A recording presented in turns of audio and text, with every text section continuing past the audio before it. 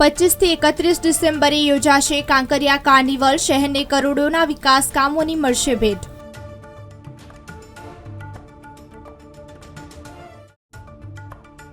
આવતીકાલે ઈસુ જન્મોત્સવ નાતાલ પર્વની ઉજવણી કરાશે। નડિયાદ સહિત સમગ્ર જિલ્લામાં 25મી ડિસેમ્બરે ઈસુ જન્મને વધાવવા નાતાલ પર્વની ઉજવણી કરાશે।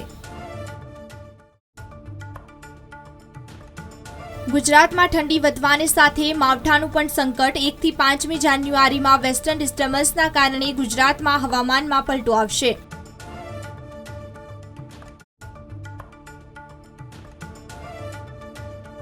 અમિત શાહ આજે ગુજરાત પ્રવાસે સરદાર પટેલની 15 ફૂટ ઊંચી પ્રતિમાનું અનાવરણ કર્યું।